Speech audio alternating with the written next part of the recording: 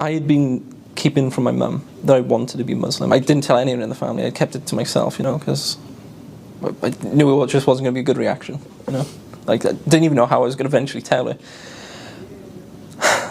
So I'm learning about Islam totally in secret.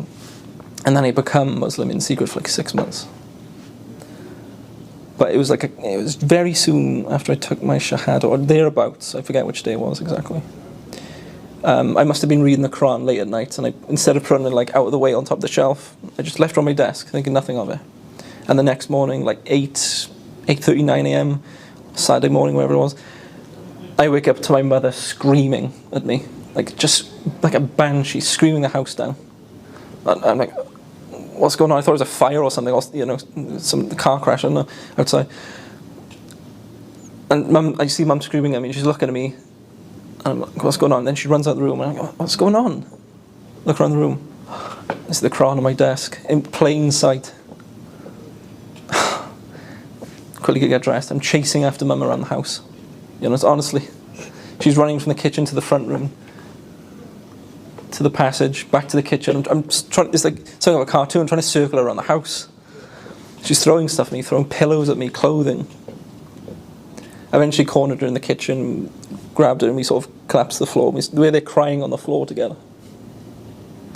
And we were crying for a few minutes, and she just kept saying no, no, no, no.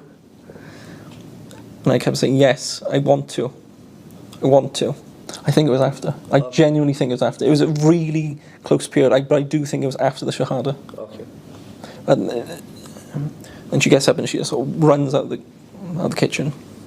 And I'm stunned. I didn't know what to do, so I sort of went upstairs. And I thought, okay, just get out of the situation for a minute. She comes upstairs. No, you're not. No, you're not doing it. You're not becoming like them. People hate you.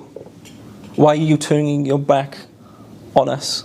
Who's done this to you? You know, that's one of the first things she said to me. Who's done this to you? I was like, nobody's done this to me. I've looked into this myself. No one's converted me. No one's brainwashed me.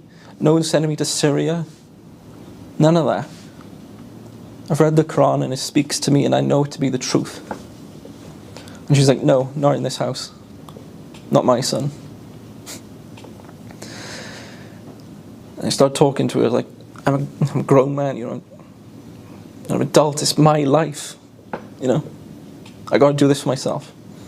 And she goes away. And a couple of hours later, we started speaking again. She's like,